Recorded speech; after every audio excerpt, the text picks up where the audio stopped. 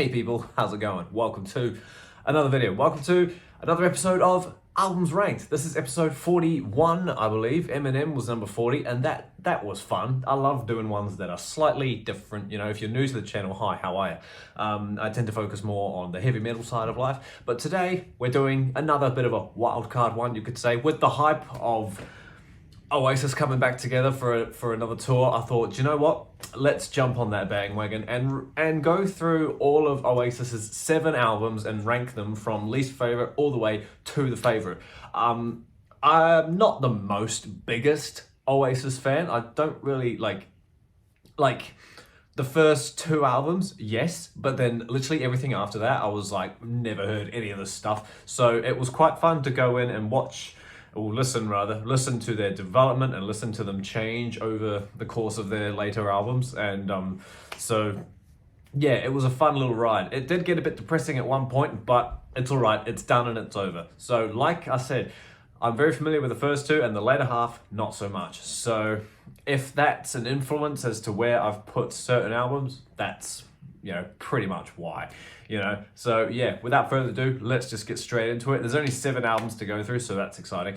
But yeah, before we do, put down your list of what you think of the Oasis albums from the least favorite all the way to the favorite. Is yours real typical, or is yours out the gate like someone else's, you know?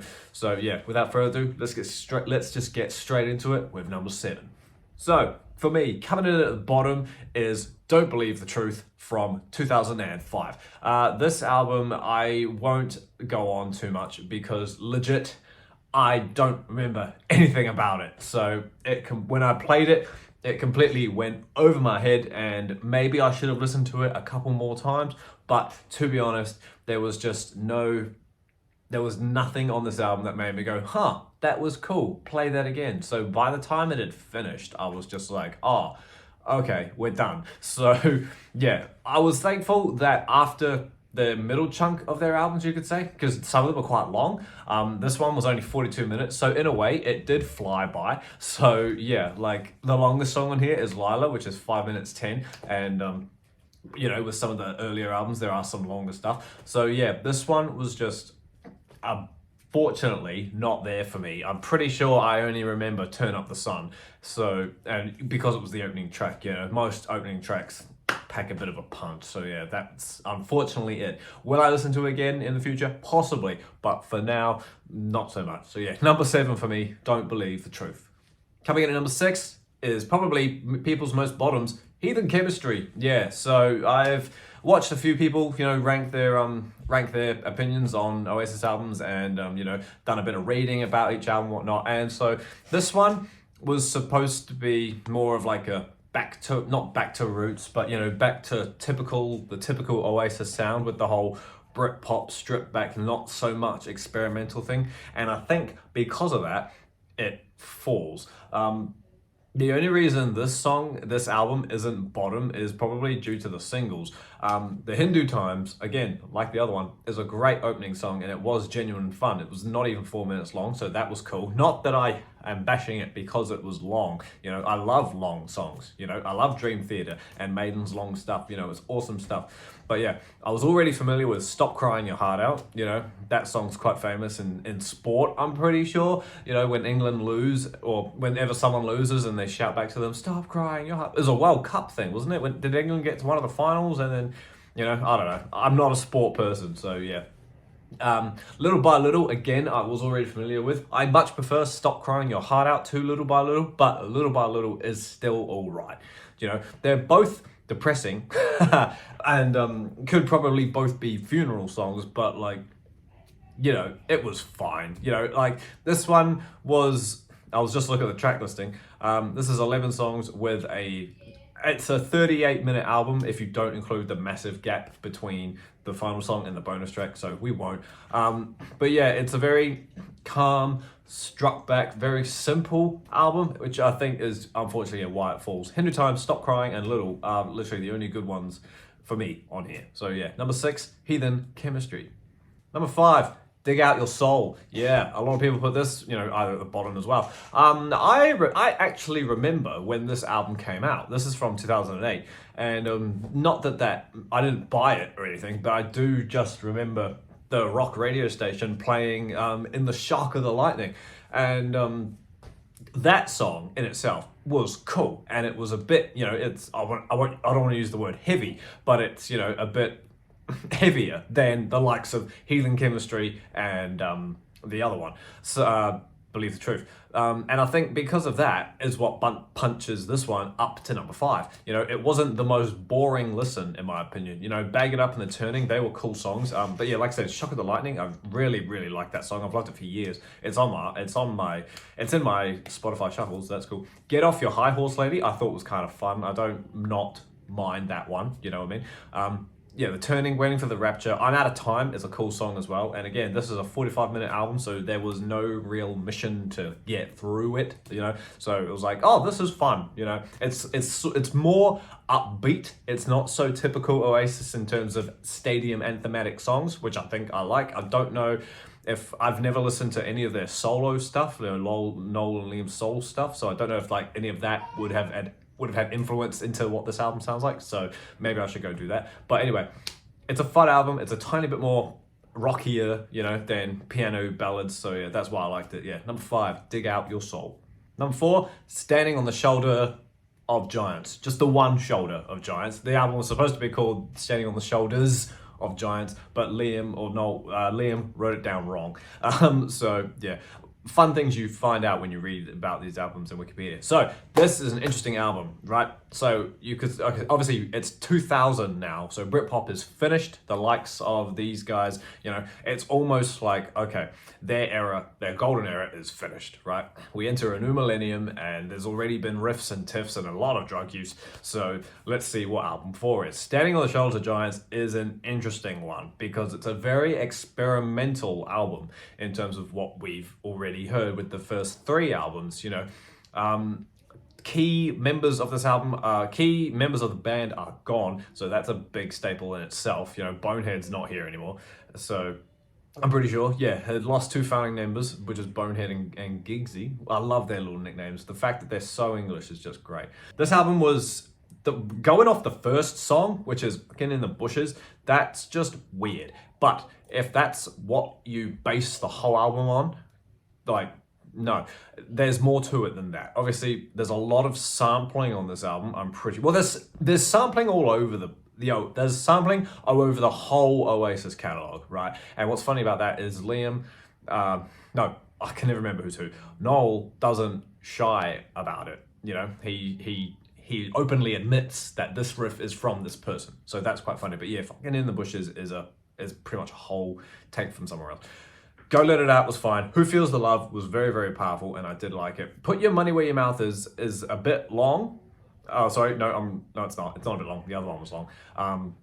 But the one that put this album above all the others, personally, is obviously Gas Panic. Like, I was like, oh, okay, so this is my interpretation of this album's Wonderwall. This is Live Forever. It's the Don't Cry Your Heart Out. It's the ballad, it's the powerful, it's the melodic song, and it's a long one too. It's 6 minutes, and I was like, oh, the melody in that chorus is actually quite beautiful. The one about family being familiar. It's like, okay, that's the typical Oasis sound and melody that we're all used to, and it was cool. Sunday Morning Cool is great as well as Where Did It All Go Wrong? Powerful stuff. Roll It Over was fun. But yeah, this album was good, but it is longer. It's 47 minutes, which is like just my cutoff. 50 minutes is my cutoff for albums being too long. So yeah, it was cool. I would listen to it again. If I ever saw it available on vinyl in the shop, I would probably buy it. So yeah, if you haven't checked out anything past Oasis's golden period, get onto it and listen to Standing on the Shoulder of Giants. It's good. I don't think it's amazing. It's not their best album, obviously. It's middle tier, but it's still worth a listen, in my opinion. So yeah, number 4, Standing on the Shoulder of Giants. Number 3 is Be Here Now. Yeah, so like I said, I was quite unfamiliar with this album going into this ranking. However, I'm glad I'm not now anymore. This is the album that pretty much ends Oasis being on top. Do you know what I mean? They got real big real quick, and it got And this album shows that, you know, Definitely Maybe is a fantastic album and took them, you know, it started to change the world, but then Morning Glory took it even further. And then there's like, righto, what are you going to follow that with? And then they come out with Be Here Now, where everyone was like, this is amazing, this is fantastic. And then after about a year listening to it, everyone's like, maybe it's not so good. And then, you know, now people are like, do you know what? It is actually worth the listen. So I'm gutted that I haven't grown up with this one like I have the others. There are songs on here that are funny, like in terms of, where's the track listing? Here it is. And then there are other songs that are great, do you know what I mean? A bit like Oasis. What cracks me up about Oasis being like enjoyable to listen to, apart from everything we've talked about, pretty much these last 3 albums, it's a bit like, it's a bit like reading the lyrics is like reading Robbie Williams' lyrics. They are very British and they are very funny. Do you know what I mean? They will sing about what they are doing at that exact moment while they write it. Like, for example, I'll say it now, otherwise I'll forget about it. When we get to Definitely Maybe, Live Forever was written in the time it takes Oasis to eat a Chinese meal. I heard him say the other day on the radio, thanks to the rock radio station, the Rock 2000.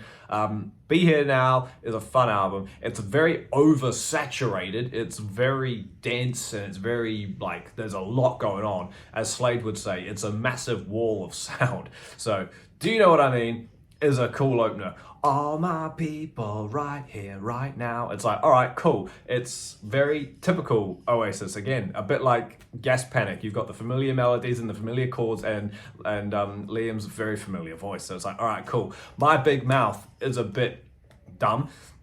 I quite like Magic Pie. I don't hate it, you know, when it comes on, I don't skip it. You know, Magic Pie is okay, you know, I don't mind it. However, Stand By Me, Nobody Knows. That's cool. Yeah, these songs are a bit long. They don't need to be as long as they are. Like, Do You Know What You Mean goes for nearly 8 minutes, and Stand By Me is 6 minutes. So the fact that these are the singles and they're not getting cut back is like crack up. Do you know what I mean? So like you could literally have Stand By Me not go on for as long as it does, but at the same time the hook is catchy and you want it to keep going just over and over, those 4 chords, you know. The Girl in the Dirty Shirt I do quite like. Fading Out is fine. Don't Go Away is real beautiful. That's the one about the plane, isn't it? You know, it's just like, it's a heartfelt song. It's like probably, I think it's the ballad of the album and it's pretty damn nice. All Around the World is nearly 10 minutes long and it's quite a bombastic song. It's rather large. I don't know if it warrants 9.5 minutes, but it is that long. So yeah, and It's Getting Better Man is another 7-minute song. This album is 70 minutes long and the band have openly admitted that, hey, well, Noel has openly admitted that, yeah, he likes it. I think it's his favorite, or at least it was at one point, his favorite Oasis album. It's just a bit long, you know, and I completely agree with him. The shortest song on here is I Hope I Think I Know, which is 4.5 minutes, if I quickly scan it, other than All Around the World reprise, which is 2 minutes, but that is a reprise, so it doesn't really count. So yeah, it's an oversaturated album, but it is really fun. It just shows Oasis in their drug-infused state about being superstars, do you know what I mean? We're the biggest band in the world, let's make the biggest album, you know, and yeah, it's a fun listen. Is it up to par with the other 2? Don't know, but it's definitely better than everything else we talked about. So yeah, number 3, Be Here Now.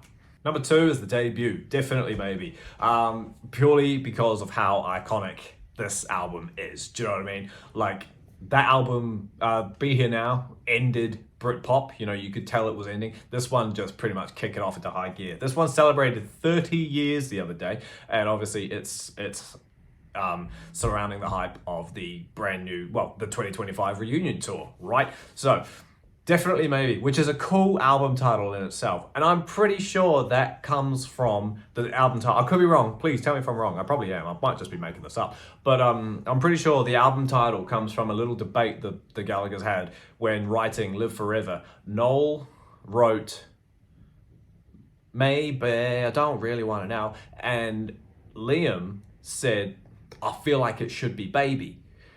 You know, the lyric. And I'm pretty sure, and Liam didn't want it to be baby. I'll never write a song with baby in it, ever. I won't fucking do that. So he's like, no, it's got to be Definitely Maybe. I'm pretty sure that's where it came from. I'm not 100% sure though. Like I said, I could be talking out in the ass. Anyway, it's an iconic album, and it sums up England at that time. Do you know what I mean? What Nirvana was to America in the 90s, Oasis was to, well, Britpop was to England in the 90s. This is from 1994, obviously 30 years ago. Rock and Roll Star, the first song everyone hears is them saying, hey, I'm a rock and roll star. You know, before they've even done anything amazing, they're singing about living the life. You know, I live my life in the city, there's no way out. You know, it's great fun. Shake Maker is fun. I just love that. I love the ending. Shake along with me. You know, Shaker Maker is a toy that Noel had, Liam had in Noel had in the 70s. And as I just said, Live Forever. You know, it's a fantastic song. I found out the other day through a friend at work apparently that Live Forever was sort of a response to the Nirvana song I Hate Myself and Want to Die, if that's what that song's called. Apparently, you know, they came out and said, no, you can't go writing songs like that. It just doesn't, it's not right, you know. And then, so they came up with, baby, you and I are going to live forever, you know. And then Kirk did what he did, so it was like, oh, dick move, brother. Anyway, Up in the Sky, that's a fun song. That one's loud and shouty. Columbia is great. Supersonic, not my favorite off the album, like not my favorite of the singles, but still really, really great. Bring It On Down is cool. Cigarettes and Alcohol is might be my favorite song off this album. You know, that one is just cool. But then Live Forever is great as well. You can't really deny that, you know. But yeah, Cigarettes and Alcohol, you gotta make it happen. It's fun. Dixie's Diner is stupid. Slide Away is okay. But Married with Children, I actually really liked as an album closer. It kind of reminded me of like a Robbie Williams closer with like just a calm acoustic-y thing, if that's the right song. Yeah, so it's a fantastic album. I really can't wait to own it one day. But yeah, number 2 for me is the debut. Definitely, maybe. The production is hardcore. I won't knock that. I won't defend the production. It is weirdly bad. You could say, is it badly produced or is it just overproduced? You know what I mean? Everything is so loud, but apparently that's what they were going for because that's who they are live. Who knows? I never saw them live. And I'm not one of these people who are flying 8,000 million miles across the world just to see them in London. You know, I don't like them that much. I don't even know if I'd go see them if they were in New Zealand. So anyway, number 2, definitely maybe. Which obviously means team that number 1 for me is pretty much most people's number 1, I assume. What's the story, Morning Glory? Well, so yeah, I've got a special spot with this one. I knew this was going to be number 1 before this ranking even began because my parents had the CD of Morning Glory, and it turned, while we were younger and we'd go on car holidays and stuff, you know, there was always like the same handful of like 5 or 6 CDs that we would take in the car while we were traveling around the country. You know what I mean? Tom Petty was one of them. Obviously, as I've mentioned, Robbie Williams was one of them. Bon Jovi, U2, real easy stuff. And Oasis's What's the Story, Morning Glory was also one of those albums. So I remember going down to the South Island back in 2005 was when I really started to hone in that this is actually quite a good album. I was 12 at the time and I just really liked it. I hadn't found heavy metal at that point yet, so I was like, this is good stuff. And the fact that I now own it on LP, I think is awesome. You know, I think it's definitely, it definitely stands the test of time, and I can totally understand why people defend it as like one of the most genre-defining, decade-defining albums ever. Unfortunately, though, nearly 20, it'll be 30 years next year. Of course, a lot of radio plays a lot of these guys' songs off this album, right? I don't need to hear Wonderwall ever again, and I don't need to hear Back in Anger again. But you can't knock the album because of those two. Do you know what I mean? Everything else on here is literally 10 out of 10, more or less. You know, Hello. It's a great song. It's a great way to open the album. There's like as I mentioned before, there's a lot of sampling throughout the whole Oasis catalog, and this album is no different. Yes, it's one of the greatest albums of all time, but it's very ripped off, you could say. What did Noel say? I'm not a genius. I'm just a fan of music. There's only 12 notes. Nothing's original anyway. Yes, that's true, but at the same time, it's like, okay, are Oasis actually a good band, or are they all just taking the same riffs that we've been hearing for the last 40 years, and everyone's going, oh, that sounds nice? Yeah, it's because they're not doing anything different. Like if you've watched that 25-year anniversary sum up of Noel talking about each track of this album, that's such an insightful video, I tell you. Like how he wrote Wonderwall sitting on a wall, and, you know, Roll With It is actually the only song on the album that was done live, I think. It was done in 2 takes, things like that. Hey Now is a great song. What's funny about the LP version versus the CD is Bonehead's Bank Holiday is on here, but not on the CD. So when I bought the LP, sorry, when I got given the LP, it was a Christmas present from a good friend. I had never heard Bonehead's Holiday before. So I was like, what is that? So that was funny. But yeah, some might say, I don't know if anyone else has clicked, but Noel didn't even say it in the video. Some might say is just Slade's Come On Feel the Noise riff just slowed down. It's the same riff. But yeah, Cast No Shadow is, what did he say? It's the same chord progression to Wish You Were Here, you know. She's Electric. My father has always said that that's such a Kinks song, you know, and I was like, oh yeah, it's definitely early 60s vibe with the whole, well, even the content of it. She's electric, you know, it's like, that's probably the weakest song for me. But yeah, obviously I listen to heavy metal, so it's probably no surprise that the title track for me is my favorite off the album. It has been for years. When I heard the wow, wow, wow, wow, it just stood out to me. I was like, God, what is that? At the age of 13, do you know what I mean? I was like, whoa, it was great. Even though the verses are exactly the same, like it's just, the verses just repeated, and it does go on a bit. It's like 5 minutes of, what's the stuff? You know, I don't care. It's awesome. And then obviously the epic closer, Champagne Supernova, you know, again, I don't really need to hear that again because it's overdone on the radio, but come on, man. Liam really found himself as a voice of the generation on this album. I think he started to take himself a lot more seriously like that. And obviously the little swamp songs, those stupid little sound effecty songs in between. Yeah, honestly, it's a fantastic album. They are really ugly, aren't they? But yeah, like it's genre defining, it's decade defining, it's number one. I don't think anything will ever top this, you know, in terms of what they do, even the solo stuff, which I've never listened to, so I have no idea. But anyway, you get what I mean. Number one, What's a Story? Morning Glory from 1995.